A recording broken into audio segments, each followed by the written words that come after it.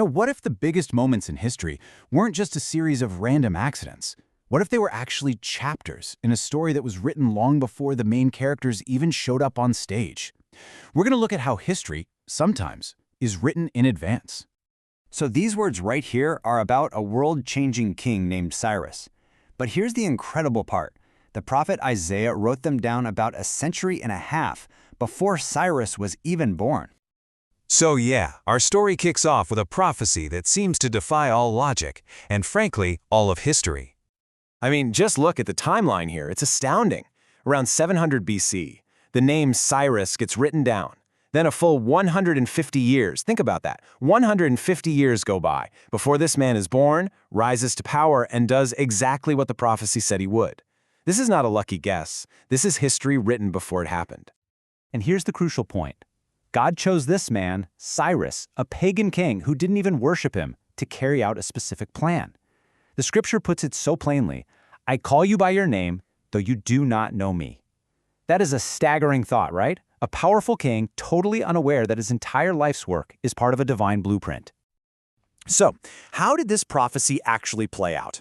Well, for it to happen, something massive had to go down. It required nothing less than the fall of the world's biggest superpower, the Babylonian Empire.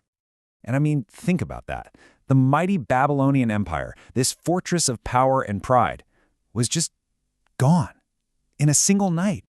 This all went down in a single moment. While the Babylonian king was throwing a party, mocking God, this message appears on his palace wall.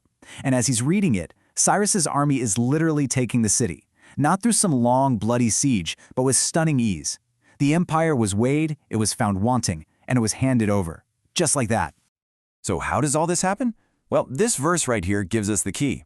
It says, God directs the hearts of rulers like a farmer would divert a stream of water. He just digs a little trench and the water goes exactly where he wants it to. Cyrus's conquest, his later actions, they weren't just smart political moves. They were the result of a divine hand turning his heart precisely where it needed to go. Okay, this brings us to the central idea behind this whole story. There's a name for this unseen force at work, this quiet guidance. It's called providence. Providence is basically God's invisible hand. It's his quiet, constant control working through totally normal people and natural events to get his will done. See, it's not a lightning bolt from the sky. It's the subtle but powerful current that's guiding the entire river of history. And we see this play out perfectly with Cyrus. First, God stirs his spirit. This wasn't just some random political idea he had. Second, because his spirit is moved, Cyrus issues this world-changing decree. And third, and this is the craziest part, he doesn't just free the Israelites, he commands and even funds the rebuilding of their temple. A pagan king is financing the worship of a god he doesn't even know. That right there is providence in action. Now, this helps us understand a really important distinction between the two main ways God acts in the world. Through these spectacular, obvious miracles, and through this quiet sovereignty, this providence. Just look at the contrast here. On one hand, you have miracles. They're rare, they're divine interruptions that literally break the laws of nature, like the Red Sea parting. But providence, that's constant.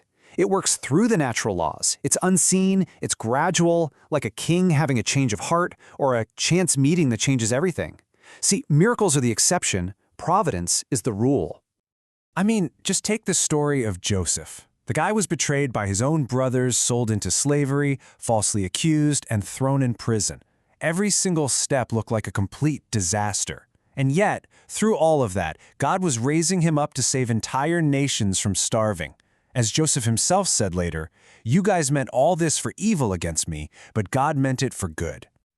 Or look at Esther. Here's the wild thing about her story. God's name is never even mentioned. Not once. It just seems like a series of coincidences, a beauty pageant, an overheard plot, a king who can't sleep one night.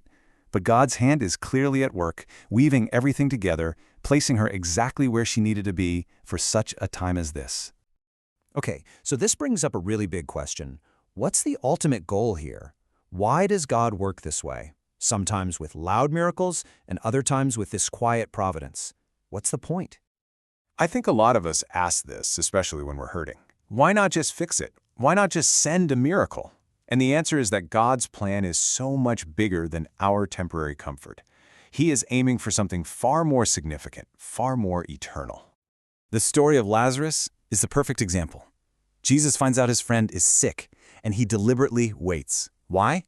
He tells us right here, it is for the glory of God. See, a simple healing would have been great, but a resurrection from the dead? That revealed something infinitely greater about who God is. The delay actually served a much higher purpose. And when we talk about God's glory, it's really important to know we're not talking about selfish pride like a human ego. God's glory is his active, saving power in the world. It's the life-giving light that overcomes darkness. It's the force that redeems what's broken and ultimately brings his people home. And every single act, whether it's a universe-shaking miracle or the quiet stirring of a pagan king's heart, it all serves this one singular purpose, the redemption of his people. This verse really brings it all home. It's the ultimate promise of providence. It means that nothing is wasted, not the good, not the bad, not the confusing. Every single event is being woven together into a final, guaranteed good for those who are part of his plan. So I'll just leave you with this to think about. We often spend our lives looking for those spectacular signs, right? For the sea to part in front of us. But what if the greatest miracle isn't the one we're waiting for? What if it's the unseen hand of providence that is quietly, constantly guiding our lives right now?